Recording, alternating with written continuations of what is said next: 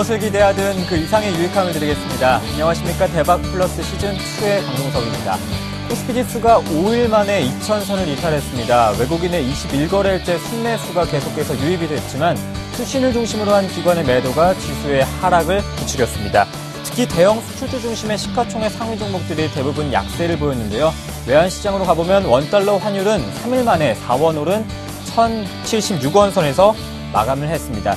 지수가 하락폭을 줄여주기 했습니다만 그래도 이틀 동안 조정을 받았던 오늘 시장이었습니다. 지난주에는 추석 연휴 때문에 이분을 못 뵀었었죠. 오늘 그래서 이분을 모셨습니다. 오늘 함께해 주실 분은 토러스 투자증권의 박준현 차장님과 함께하겠습니다. 안녕하십니까? 안녕하세요. 네, 대박 플러스 시즌2는 여러분의 참여를 기다리고 있습니다. 두 가지 방법 열려 있는데요. 013-3366-0110번 무료 문자 보내실 수 있고요. 또한 서울경제TV 대박 플러스 시즌2 시청자 게시판에 글을 남겨주실 수 있습니다. 월요일부터 금요일까지 강의 자료도 함께 올리고 있습니다. 여러분의 주식 공부에도 도움이 되었으면 하는 바람 가져봅니다. 토러스 투자증권 박준현 차장님과 함께하는 대박 플러스 시즌2 본격적인 문을 열어보겠습니다.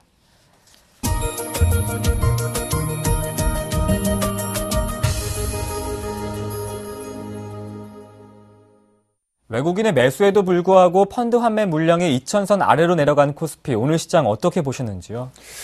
예, 오늘 제가 마감 시황 키워드는 이제 박스권 돌파를 위한 조건에 대해서 좀 말씀드리려고 하는데요. 추석 연휴 동안에 QE 축소가 이제 보통 저희가 테이퍼링이라고 하죠. 이제 연기가 됐습니다. 사실 시장의 대부분의 전문가들이 아마 적은 수량이라도 뭐 100억 달러 수준이라도 이제 테이퍼링을 할 것이다라고 생각을 했는데 그거를 버냉키가 연기를 해버렸습니다. 물론 뭐 연기한 이유에 대해서 뭐 이런저런 이야기들 아마 들으셨을 것 같은데요. 그렇다면은 뭐 여러 가지 것들을 이제 생각해서 연기를 했겠습니다만은 과연 그 속내가 뭔지 좀 짚어보도록 하겠고요. 그렇다면은 지금 현재 상황에서 우리 지수가 2050이라고 하는 박스권의 그 상단을 돌파하기 위해서는 이제 어떤 조건들이 마련돼야 하는지, 그리고 또 어떤 업종에 베팅을 해야 될 것인지 좀 하나하나 말씀드리고자 합니다. 일단 지금 현재 뭐 외국인들은 꾸준히 매수를 해주고 있는데 펀드 환매 물량이 지금 막혀서 못 가고 있는 그런 형국이죠. 일단 최근에 이제 연준이 테이퍼링 연기를 한 가장 큰 이유는 이제 미국 정치권의 부채 한도 협상, 또 뭐 예산안 협상, 이런 것들이 지금 뭐 거의 난항을 지금 겪고 있죠. 지금 현재는 뭐 뉴스에서는 OK 목장의 결투다, 뭐 이런 이야기가 나올 정도로 상당히 좀 극한의 대립을 하고 있고요. 지금 오바마 대통령의 인기도도 상당히 좀 떨어지고 있는 그런 상황입니다. 일단은 버냉키가 일단 이런 어떤 정치권의 문제를 가지고 경제 심리가 위축될 것을 염려해서 일단 테이퍼링 연기를 한 것으로 보이는데, 저 그림 잠깐 보시면서 한번 말씀드리도록 하겠습니다. 그렇다면은 지난 5월 달에는 사실 분명히 QE 축소를 할 것이다라고 이야기를 했습니다. 거기에 대해서 이제 시장이 적극적으로 반응한 부분이 분명히 있는데요. 그림 잠깐 보시면요. 실질적으로 실업률이 하강하고는 있었는데요. 고용률 자체는 거의 제자리를 지금 맴돌고 있었습니다. 이것은 무엇을 의미하느냐? 실업률이 떨어지고 있는데 고용은 되지 않았다. 그 이야기는 결국 뭐냐면 실업률로 잡히고 있었던 통계 수치의 일부가 사라졌다는 얘기죠. 그건 뭐냐면 이제 구직을 포기하는 숫자가 늘어났기 때문에 실업률이 떨어진 것이지 실질적으로 고용 자체가 크게 늘어난 거는 없었다라는 이야기가 되는 것이고요. 다음 그림 잠깐 보시면요. 특히나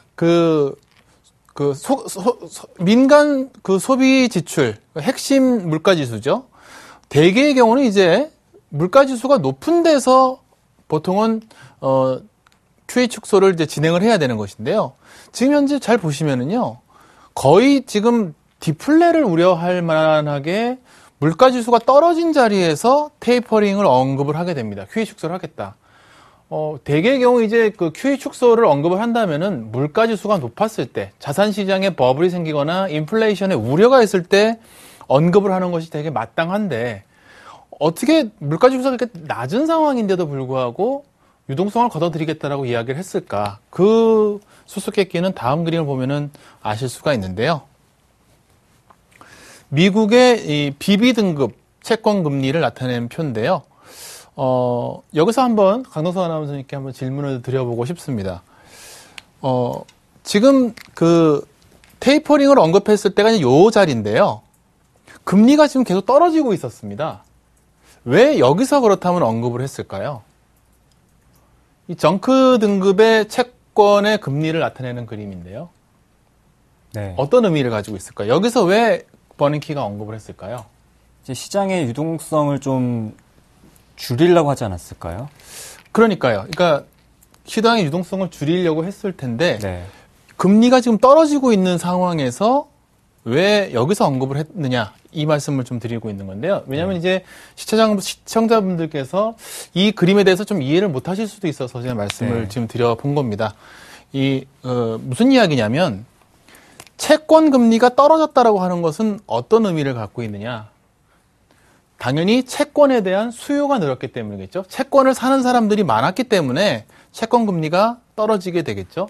과거에 이제 미국 국채 금리가 왜 떨어지느냐라고 제가 질문 드렸을 때 분명히 수요가 많기 때문이라고 말씀하셨잖아요.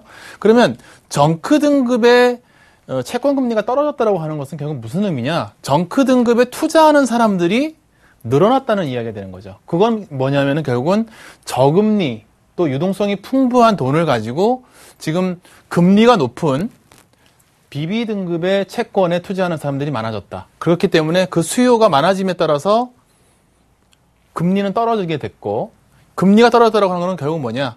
BB 등급 채권에 투자하는 사람이 많다는 것은 시장이 어느 정도 투기에 대한 어떤 심리가 높아졌다는 이야기가 되는 거죠. 그러니까는 물가 지수가 낮았음에도 불구하고 BB 등급의 채권에 투자하는 사람들이 더 늘어나고 있다고 하는 것은 저금리가 지금 갈 곳이 없기 때문에 이런 위험하지만은 금리를 많이 주는 채권에 투자를 하고 있었다는 얘기가 되는 거죠.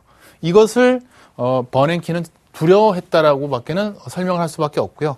결국은 이제 테이퍼링을 언급하고 나서 BB 등급 채권 금리가 이제 급등하는 모습을 보여줬습니다. 물론 그때 이제 국채 금리도 급등하게 되고요. 결국은 버냉키가 이번에 테이퍼링을 연기하게 된 것은 실질적으로 미국 경기가 크게 개선되지 않았다라고 판단했으나 시장이 어느 정도 지금 시장 심리 자체가 굉장히 투기권에 들어오고 있다라고 생각했기 때문에 연기됐다. 결국 이제 무슨 말씀을 드리고 있느냐고 하면은 지금 다시 테이퍼링을 연기했다라고 하는 것은 한국 시장에 있어서는 그렇게 좋을 게 없는 거죠. 왜냐하면은 이전까지는 어떤 논리였냐면요. 이머징 마켓 같은 경우에 시장 금리가 급등하게 되면서 이제 그 위험한 원달러 환율이 튀어 올라가고 그렇기 때문에 상당히 위험하기 때문에 상대적으로 안전한 국가인 한국으로 들어온다. 이 논리였는데요.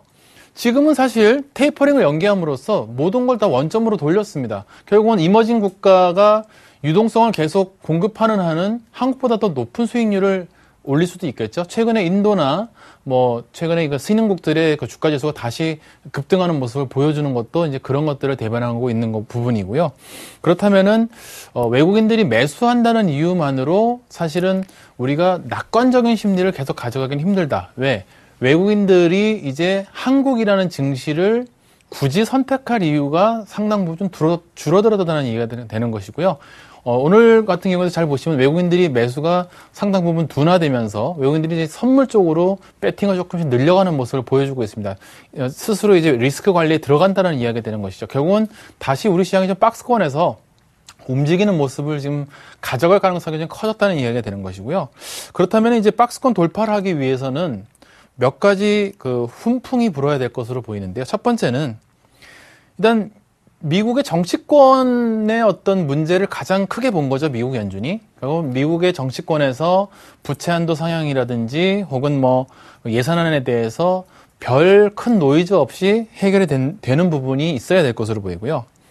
최근에 들어온 어떤 자금들이 미국 자금이었고 경기에 배팅하는 자금이었다고 말씀을 드린 바가 있습니다. 그렇다면은 그 자금들 같은 경우에는 결국은 경기 지표가 계속 개선되는 모습이 보여야만 추가로 매수가 들어올 것이다. 미국, 유럽, 중국 경기 지표를 저희가 더 체크를 자주 해야 될 것으로 보이고요. 이제 죄송합니다. 곧 이제 3분기 실적 발표에 들어가는데요. 그렇다면은 지금까지는 어떤 외부 요인, 다른 신흥국이 상대적으로 위험해졌다든지, 혹은 경기 지표가 개선이 됨으로써 수출 비중이 높은 한국에 대해서 경기 민감주의 시각으로 이제 베팅을 했다든지 이런 부분인데 한국 기업들의 이익이 상향되는 모습을 3분기 실적에서 이제 보여줘야 되겠죠. 애널리스트들이 추정할 때 어닝 서프라이즈 비율이 상당히 많이 나온다면 충분히 한 단계 업그레이드 될 가능성이 있다라고 보이는데요. 과연 이제 그렇게 될지는 이제 좀 시간이 지나봐야 될 것으로 보입니다. 지금 현재의 시각에서는 박스권에서 계속 움직이는 그런 모습이 될 것으로 보이고요. 일단 그렇다면은 제가 이제 지난 시간 2주 전에 그런 말씀을 드렸을 겁니다. 원달러 환율에 상당히 민감한 시장이 될 가능성이 높다라고 말씀을 드린 바가 있었는데요. 최근 모습 보면은 뭐 환율의 움직임에 따라서 종목군들의 이제 움직임이 굉장히 민감하게 움직이는 거 보여주고 있는데요. 일단은 필수 소비재 그리고 유틸리티 업종 쪽으로 일단 관심을 가져야 될 것으로 보이고요. 중국 쪽은 아무래도 지금 현재 그 부채 축소라든지 이런 부분에 있어서는 다소간 위험을 안고 있기 때문에 유럽 경기 쪽에 완만한 개선에 더 기대를 하고 있습니다. 개인적으로는. 그래서 조선업종, 신재생에너지 업종, 특히 최근에 이제 시장이 각광을 받고 있는 2차전지나 태양광 쪽을 관심을 가져보시고요. 계절적으로 이제 겨울이 그 헬스케어나 바이오, 제약 업종의 이제 성수기죠. 최근에 아무래도 그 바이오나 제약, 헬스케어 업종 같은 경우에는 장기적인 어떤 신정부에서도 지금 정책적으로 밀어주고 있고 장기적인 어떤 그 플랜들이 서 있기 때문에 관심을 좀 지속적으로 가져보실 필요가 있겠고요. IT 업종 같은 경우에는 지금 최근에 주가가 애플 관련주냐 혹은 갤럭시 관련주냐에 따라서 주가가 좀 천차만별입니다. 다소간 이제 3분기 실적이 어떻게 나올지 또 향후에 어떤 시장에서 각광받는 어떤 트렌드, 과연 아몰레드 업종이냐, 혹은 OLED냐, 애플 관련주냐, 이거에 따라서 상당히 주가가 정반대로 움직일 가능성이 있기 때문에 옥석을 좀 가리는 게 필요할 것이라고 생각이 듭니다. 네, 이번엔 포트폴리오 점검을 해보겠습니다. 박준현 차장님의 포트를 보니까 세 종목 다 수익권에 있는데요. 지난 시간 추천해 주셨던 휴비스, 오늘 수익률이 2.3%입니다. 오늘장에서 1% 조정이 있습니다만 어떻게 대응을 해볼까요? 예, 휴비스 같은 경우에는요, 일단 차트 잠깐 보시면, 네. 시장도 그랬지만은, 추석 전에는 상당히 좋은 모습 보였다가요, 최근에 조금 시장이 박스권에서 움직이면서 좀 움직임이 좀 좋지는 않습니다만은, 최근에 그렇다고 수급 자체는 상당히 좋게 들어왔습니다. 외국인이든 기관이든 계속 번갈아서 들어오거나 같이 들어오거나 했기 때문에 제가 봤을 때는 꾸준히 가져가시는 걸로 말씀을 드리도록 하겠고요. 일단 12,500원 부터 차익 실현 해나가는 걸로 하겠고, 휴비스 같은 경우는 아무래도 이 장섬유 쪽에 이제 패션이나 이쪽 의류 쪽에 이제 연동이 되어 있는 그런 분야이기 때문에 겨울로 갈수록 더 좋아질 가능성이 있습니다. 또 특히나 이제 다음 달 중국 PMI 지표가 아마 10월 초까지는 잘 나올 것이라고 생각이 됩니다. 대개 이제 9월 달에서 10월 쪽이 중국의 그 제조업 지수가 잘 나오는 시기이기 때문에 10월 초까지는 제가 봤을 때는 강세를 보일 가능성이 높다. 그렇기 때문에 일단 휴비스는 일단 보유 관점 말씀드리겠고요. 일단 12,000원 넘어가면서부터 조금씩 차익 실현 해나가는 걸로 말씀드리도록 하겠습니다. 네, 휴비스 목표가 12,500원에 돌파한다면 이익을 챙겨보자 이렇게 말씀해 주셨습니다. 이제 본격적인 강의를 들어봐야겠죠? 지금 바로 시작됩니다. 기존의 패러다임을 벗어나 안정되고 성공적인 투자의 길로 안내합니다. 심리 투자의 달인 박준현의 투자의 재구성, 지금 바로 시작합니다.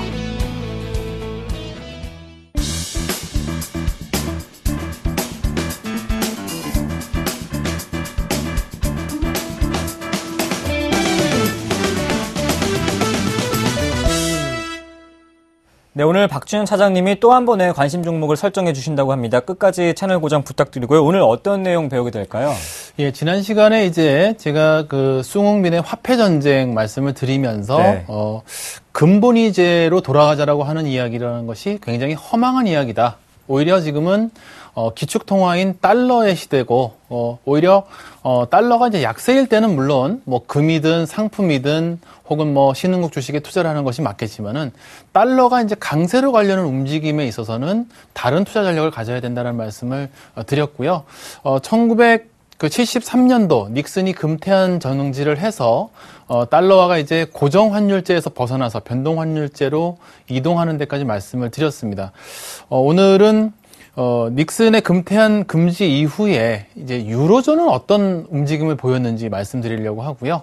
그리고 그렇다면은 이런 상황에서 기축 통화라는 것은 과연 무엇이고 달러를 가지고 우리가 투자에 어떤 식으로 응용할지에 대해서 오늘 말씀을 드리려고 하고요. 장막판에는 강의 끝에서는 오늘 관심 가질 만한 연말까지 좀 저희가 계속 분할 매수해서 들고 갈 만한 아주 좋은 종목을 하나 준비를 했습니다. 끝까지 좀 지켜봐 주시기 바라겠고요.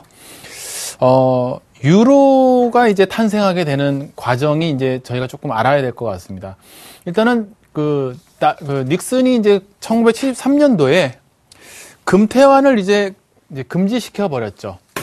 결국은 금에 고정되어 있는 달러라고 하는 것이 이제 그 글로벌의 경제가 이제 점점 더 팽창되고 확산되게 되면서 이제 그 달러가 금에 고정되어 있어서는 더 이상 이제 운영할 수 없는 한계에 이르게 되는 거고요. 특히나 이제 미국 같은 경우에는 재정 적자와 경상수지 적자가 이제 점점 늘어나면서 달러화가 계속 약세로 가게 되는데 그것을 금에 고정되어 있는 환율이었기 때문에 굉장히 문제가 생기게 됩니다. 결국은 이제 닉슨이 그 당시 물론 이제 베트남 전쟁을 하면서 전쟁에 자금을 내기 위해서 달러를 풀 수밖에 없었던 그런 사정도 있었지만은 궁극적으로 이제 금태환을 금지시켜 버리는데요.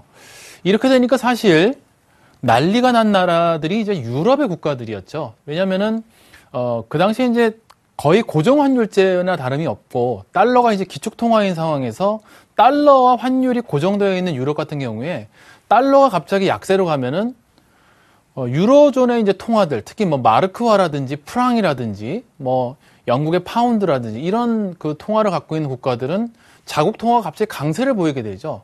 통화가 갑자기 강세를 보인다고 하는 것은 금리가 올라가게 되는 어떤 요소가 되는 것이고, 당시에는 뭐 다른 그 고정 환율제에서는 만약에 금리가 올라가게 되면서 불황이 오게 되면은 아무런 대책이 없다라고 제가 말씀을 드렸죠. 결국은 유럽 같은 경우에도 이대로는 안 되겠다. 결국은 우리도 단일된 통화를 하나 가져야 되는 것이 아니냐. 혹은 통화 체제를 달러와는 별개로 만들어야 되는 것이 아니냐. 이런 생각들을 하게 되는데요. 1973년도에 스네이크 체제라고 하는 것에 이제 유로화가 진입을 하게 됩니다. 대미 환율의 변동폭과 가맹국 통화 간의 환율 변동폭을 상하 2.25% 내에서 움직이도록 운영하는 체제를 가지게 되는데요.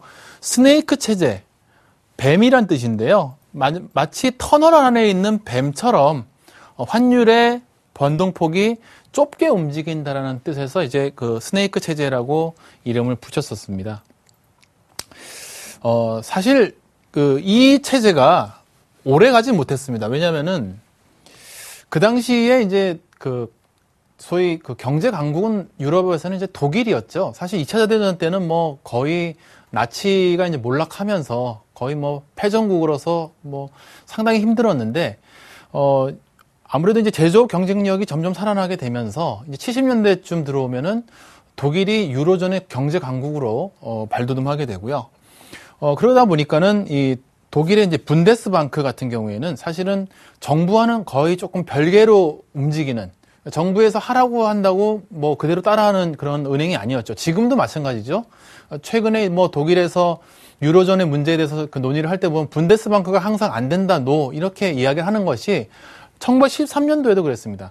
분데스방크 같은 경우에는 독일 같은 나라가 이제 가장 트라우마를 갖고 있는 건 뭐냐면 1920년대에 바이마르 정권 때 초인플레를 경험을 했죠. 하이퍼 인플레가 나면서 뭐 물가가 몇천 % 올라가는 그런 어떤 트라우마를 갖고 있었던 그런 국가이기 때문에 독일의 분데스방크는 항상 물가가 올라가는 거에 대해서는 상당히 민감했습니다. 그래서 독일이 워낙 그 강국이다, 제조업 강국으로 이제 성장을 하다 보니까 독일 쪽으로 계속 달러라든지 이런 유로존의 통화들이 이제 밀려들기 시작하는데, 그러다 보니까는 통화가 많아지면 아무래도 물가를 자극할 수 있게 됩니다.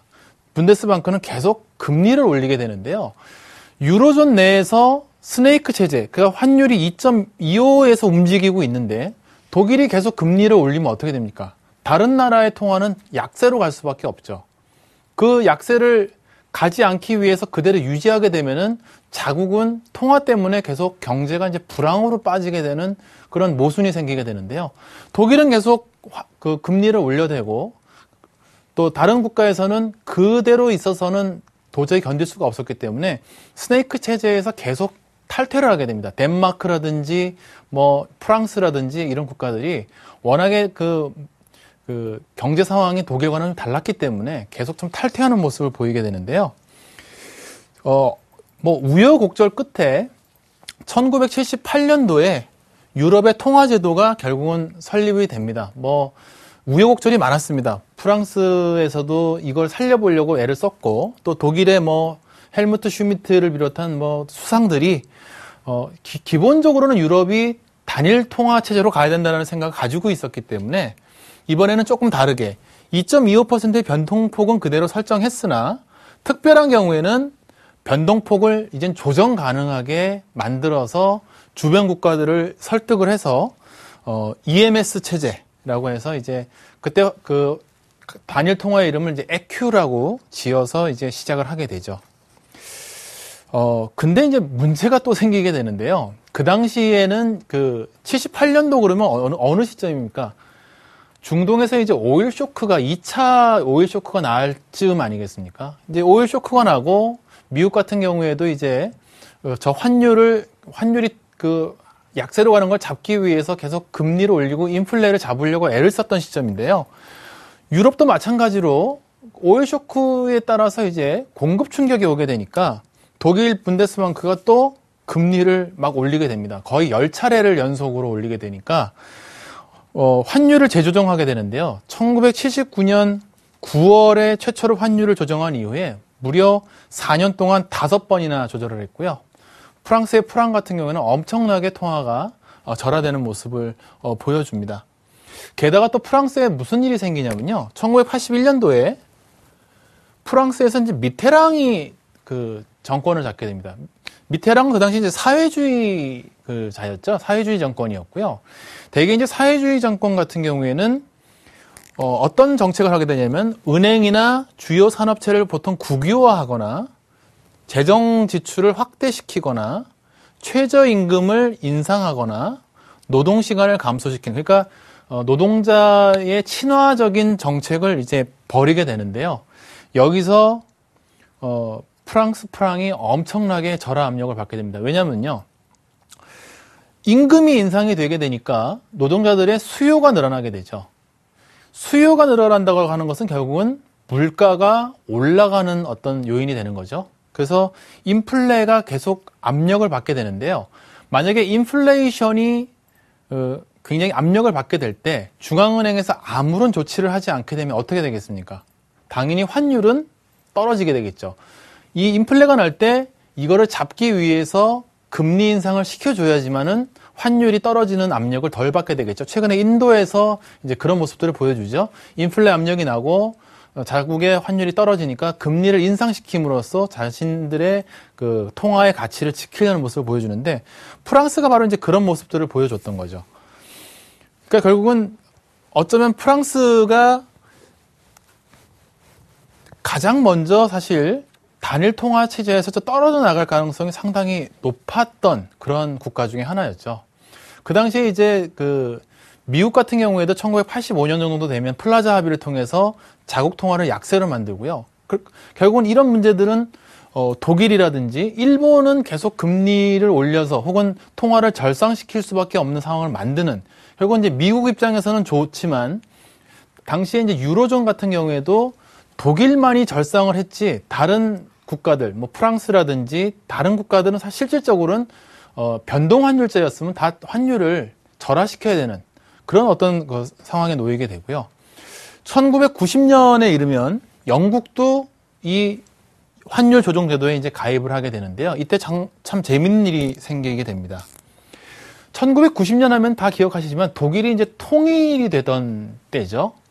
뭐 그때 이제 통일 자체가 상당히 뭐 해프닝으로 통일이 됐다 이런 얘기도 있지만은 독일이 어쨌든 통일이 됐을 때 굉장히 그 유럽에서 굉장히 우려했죠. 왜냐면은 동독과 서독이 합침으로써 굉장히 큰 강대국이 유럽에 등장하는 것이 아니냐 이렇게 생각하게 되는데 독일 역시도 통일이 되고 나서 계속 밀려드는 어떤 그 통화를 이제 견디지 못해서 다시 금리를 인상을 하게 되는데요. 이 환율 조정제도라고 하는 것은 어쨌든 2.25% 내의 환율에서 움직이는 것이기 때문에 파운드와 같은 경우에는 문제가 생기게 되죠. 왜냐하면 독일은 금리를 인상시켜 주고 있는데 영국 같은 경우에는 금리를 당시에 인상시키기에는 실업률도 상당히 높았고요. 여러 가지 경제적인 문제가 많았습니다. 이때 등장하게 된 글로벌 스타가 이제 조지 소로스죠. 당시 파운드화를 뭐 여러 금융기관에서 엄청난 돈을 대출해서 파운드와 약세 배팅을 해서 뭐 하루 만에 뭐 엄청난 돈을 벌게 되는 사건이 이제 이때 벌어지게 되는 건데요. 결국은 그 무슨 말씀을 드리고 있냐면 유로존의 단일 통화가 탄생하기 전까지는 너무나 많은 우여곡절이 있죠. 특히나 이 고정 환율제와 거의 비슷한 성격의 환율 시스템에서는 한 국가가 통화의 강세를 보이면 다른 국가는 약세를 보여야 되는데 약세를 보이지 않고 그냥 따라가다 보면은 그 통화의 어떤 그 가치의 하락을 통해서 수출 경쟁력이 생긴다든지 이런 부분에 대한 아무런 그 이득을 볼 수 없었던 그런 문제들이 있었습니다. 그래서 아마 그 당시에는 이 유로존의 단일 통화 체제는 거의 되기 힘들다라고 예측한 사람들도 상당히 많았는데요. 이게 전혀 다른 곳에서 문제가 풀리게 됩니다.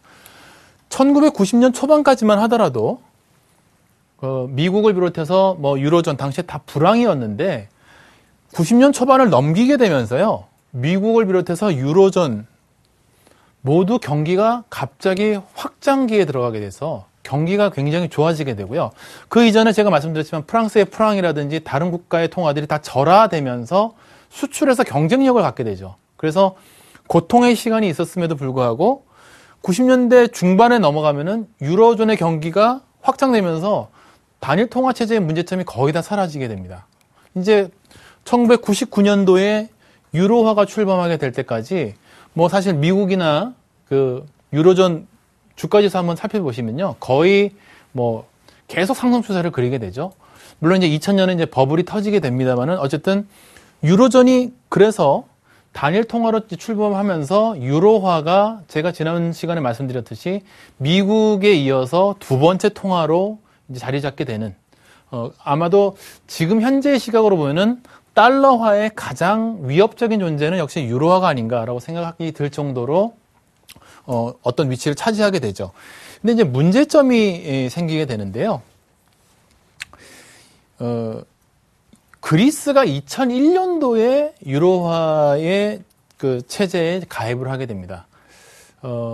사실 그 지금에 와서 보면은 뭐 스페인이나 포르투갈이나 이탈리아나 또 그리스 같은 국가들이 지금 굉장히 문제가 많다는 것을 알고 있죠. 경기가 확장기일 때는 그런 문제들이 다 가려져서 보이질 않았는데 특히나 그리스 같은 경우에는 마이클 루이스의 부메랑이라는 책을 읽어보시면은 거의 사기에 가깝게 자신들의 문제를 다 덮은 다음에 유로화에 가입했다. 이런 증언들이 지금 쏟아져 나오고 있거든요. 지금 현재도 그리스 문제는 아직까지도 유로존에서는 지금 거의 복병에 가깝게 지금 문제가 아직 터지진 않았습니다만은 아직 문제가 좀 사그러들지 않는 부분인데 역시 유로화 결국은 여러 국가를 모아서 하나의 단일 통화를 만든다고 하는 것이 그만큼 힘들다는 거. 이 문제가 지금까지도 영향을 미친다는 걸 좀 일단 기억을 해 주셨으면 좋겠고요. 다시 미국으로 이제 건너가 보도록 하겠습니다. 그린스펀 풋이라는 말을 아마 들어보셨을 텐데요. 강승호 아나운서께 한번 여쭤보겠습니다. 네. 그린스펀 풋이 무슨 뜻일까요? 여기 보니까 보통 이제 그린스펀의 정책을 얘기할 때 그린스펀 풋이라고 얘기하지 않습니까? 풋 그러면 이제 하방이라는 뜻처럼 들리는데 왜 그린스펀 풋이라고 할까요? 그 예정이 되자마자 금리가 좀 내려갔나요? 그러니까 그린스펀이 이제 의장이 된 때가 이제 1987년이었죠. 1987년이었는데 87년도에는 그 블랙 먼데이라는 사건이 있었죠. 한 번에 뭐 20% 이상 주가가 빠졌던 사건이 있었는데요. 그 당시에 그린스펀이 금리 인하를 했습니다. 그리고 또 98년도에 롱텀 캐피탈 때도 금리 인하, 2000년에 기술주 거품 때도 금리 인하, 계속 금리 인하를 했습니다. 결국 이제 시장 참여자들이 생각할 때 그린스펀은 자산 가격이 하락할 때마다 그것을 방어해주는 자산 가격 하락의 반대 방향으로 방어하는 풋을 가지고 있다. 결국 이제 하락의 반대 방향이라는 의미에서 그린스펀 풋이라는 이야기를 하는데요. 이 그린스펀 풋이라는 말이 2008년도에 오게 되면 이제 그린스펀이 거의 뭐 금융위기의 거의 주범인 것처럼 이렇게 이야기가 되기도 했죠. 왜 그런 일이 벌어지게 되는지 조금 말씀드리려고 합니다. 왜냐하면 이것이 달러화를 이야기할 때 여전히 좀 중요한 문제이기 때문인데요. 1992년도에 그 스탠퍼드 대학의 경제학자 존 테일러가 이런 이야기를 합니다. 중앙은행의 주요 정책 수단인 금리가 핵심 정책 목표인 물가 상승률과 경제 성장률에 연동되어야만 한다. 보통 저희가 이걸 테일러 준칙이라고 부르는데요. 존 테일러는 이런 이야기를 하는 것이죠. 금리라고 하는 것은 물가 상승률과 경제 성장률에 맞춰서 조절을 해야지 마음대로 중앙은행이 조절해서는 안 된다는 이야기를 하고 있는 것이고요. 그런데 이 문제는 뭐냐면은 2002년 말 정도 되면요. 그러니까 2000년도에 이제 소위 그 IT 버블이 미국에서 또 터지게 되죠. 뭐 우리나라 같은 경우에도 그 당시에 코스닥이 뭐 엄청나게 급등했다가 그 버블이 터져서 많은 분들이 고통을 받았는데요. 2000년도부터 계속 금리를 인하를 시켰는데 2002년 말 정도 되면은 미국의 실질 성장률과 잠재 성장률의 차이가 이제 거의 벌어지지 않게 됩니다. 테일러 준칙에 의하면 금리를 인상해야 될 시기였죠. 그런데 당시에 그린스펀 같은 경우에는 물가 지수가 낮게 유지가 되고 있었기 때문에 이게 만약에 금리를 올리거나 하면 디플레이션으로 다시 빠지는 것이 아닌가. 그러니까 버블이라고 하는 것이 이제 꺼지는 과정은 결국은 이제 디플레이션의 과정이죠. 부채를 계속 이제 부채 디플레가 일어나고 있는 부분인데 이게 이제 어느 정도까지 금리 인하를 하다가 만약에 여기서 금리를 다시 인상했을 때는 경기가 다시 후퇴하는 것이 아닌가 이런 걱정을 해서요. 2004년도에 디플레이 위협이 완전히 없어져서 이제 물가가 상승 방향으로 틀었을 때도 금리를 아주 조금씩 인상을 하게 됩니다. 그것을 당시에 이제 베이비 스텝이라는 말로 표현을 했죠. 아기의 걸음걸이처럼 그린스펀이 아주 작은 그 퍼센테이지의 금리 인상과 인하를 통해서 미세 조정을 한다. 이런 의미로 이제 표현을 했었는데요.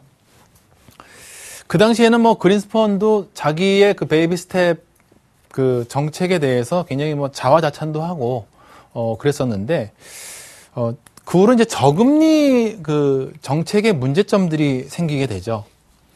어떤 문제점들이 생기게 되냐면요.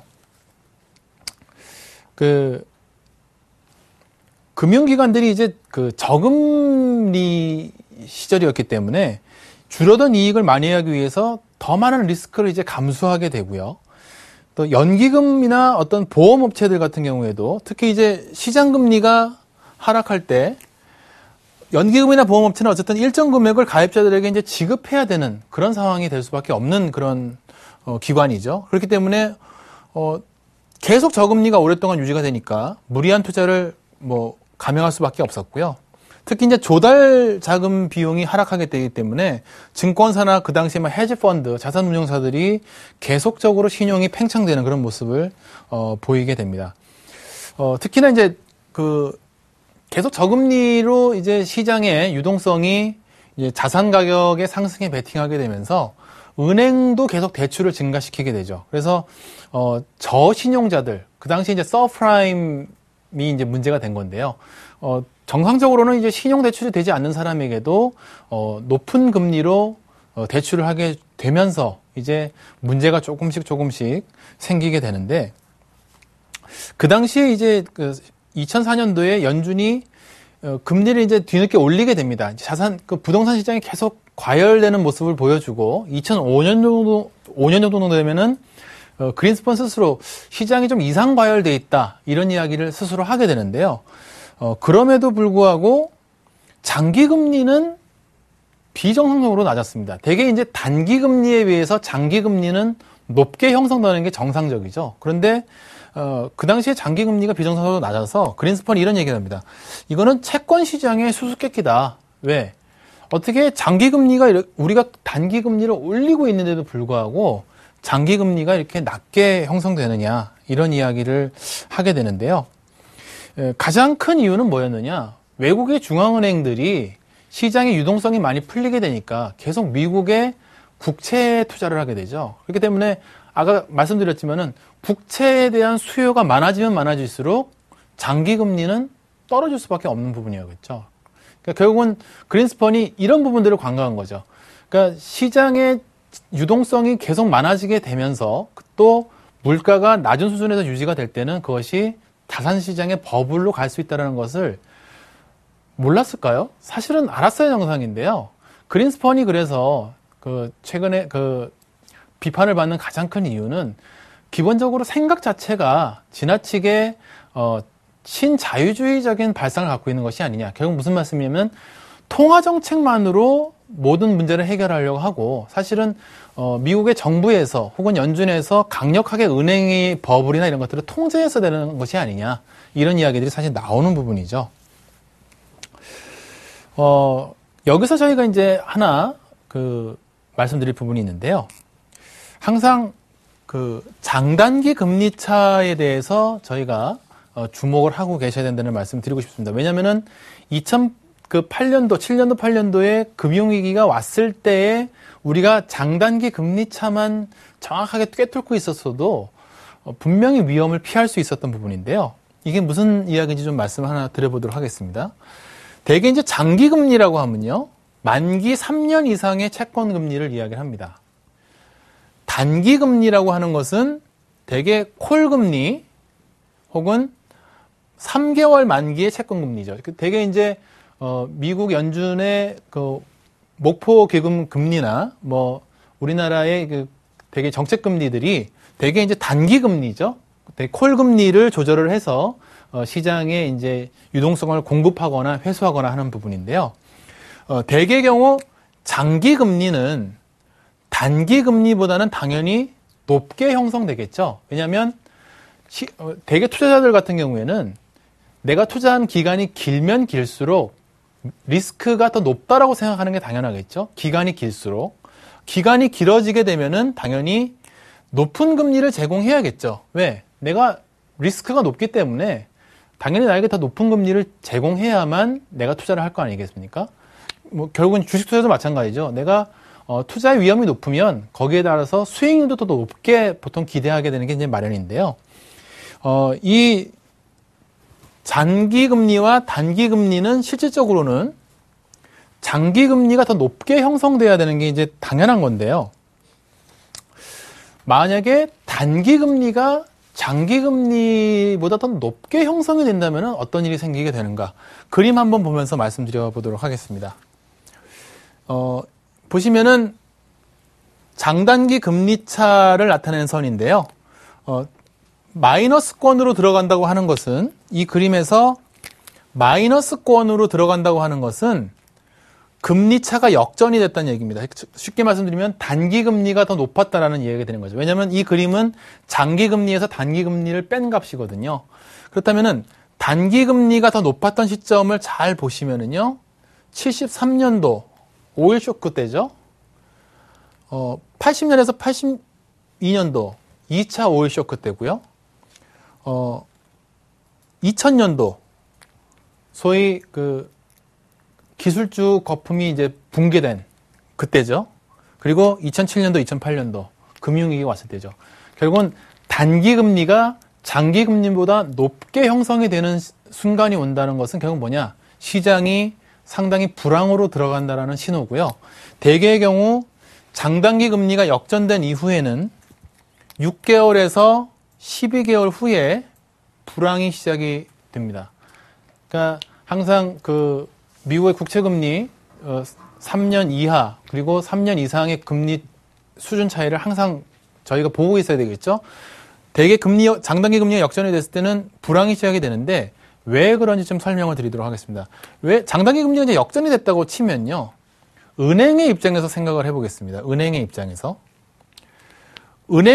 이제 단기 금리라고 하는 것은 대개 이제 단기 금리는 예금 금리거든요.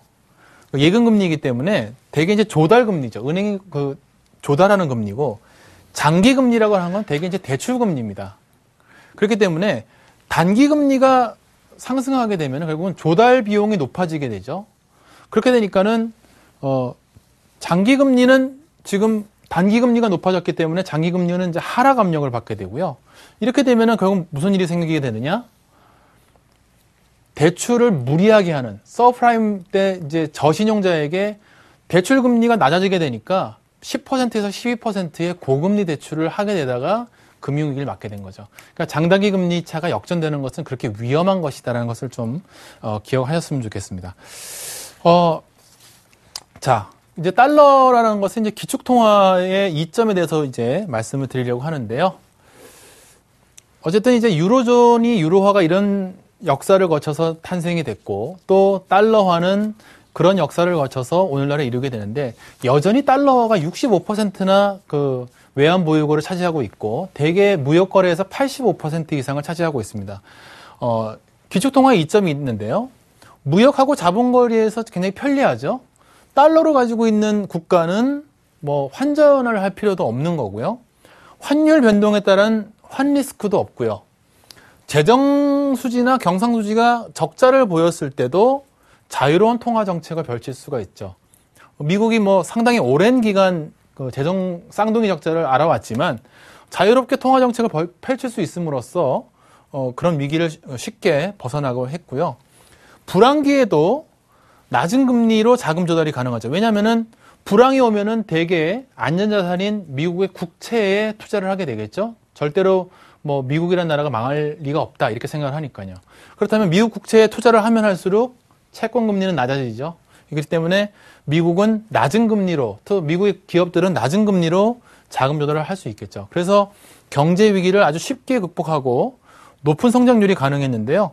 1980년부터 2008년까지 성장률을 보니까 일본이 2.3%, 독일이 1.9%, 영국이 2.4%인데 미국이 무려 2.9%의 성장률을 보였습니다.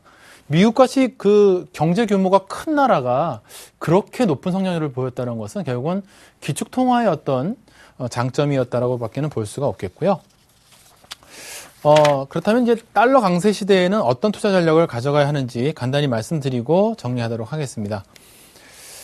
기본적으로는 그 달러라고 하는 것은 그 경제 성장률이 이제 미국이 이제 마이너스로 진입할 때 되게 달러 강세를 보여줍니다. 2008년도 보시면은 미국의 국내 총생산이 마이너스 1.9%일 때 한국은 3.1%의 그 마이너스를 기록을 했습니다. 그러니까 미국보다는 오히려 주변의 신흥국이 더 안 좋은 모습을 보여주고요. 특히 연준이 정책 금리를 인상하는 시점에서는 장단기 금리 차가 역전이 되고 달러 강세로 전환되는 모습들을 많이 보여주게 되는데요.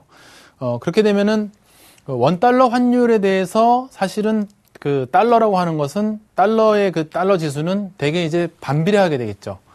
코스피 지수와 달러는 이제 반비례한다. 원달러 제가 계속 그림으로 보여드렸었죠. 그렇기 때문에 달러라고 하는 것은 결국 뭐냐? 코스피 지수가 급락했을 때는 달러를 보유하는 것만으로도 만기 없는 풋옵션의 모습을 가질 수 있다. 결국은 자산의 일부를 달러나 달러 예금으로 보유하고 계시다고 한다면 시장의 급락에 대한 어떤 보험으로서 가지고 있을 수 있으시고요.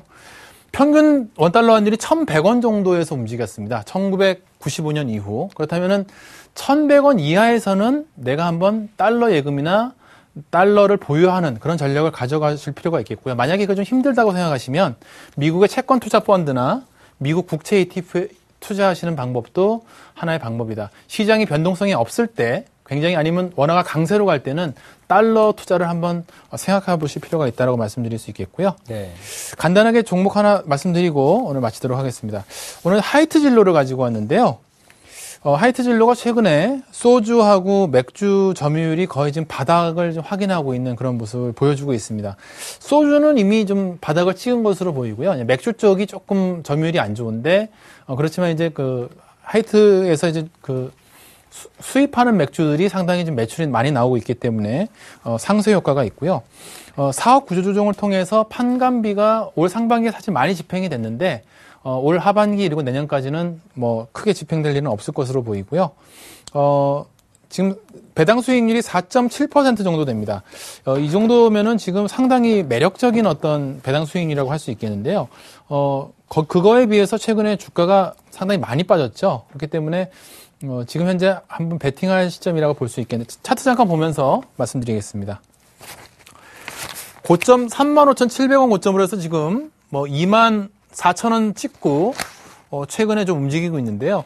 배당 수익률 4.7%라고 한다면 지금부터는 기관과 외국인들의 매수가 유입될 수 있는 시점이죠. 오늘 쌍거리 매수가 들어왔는데요.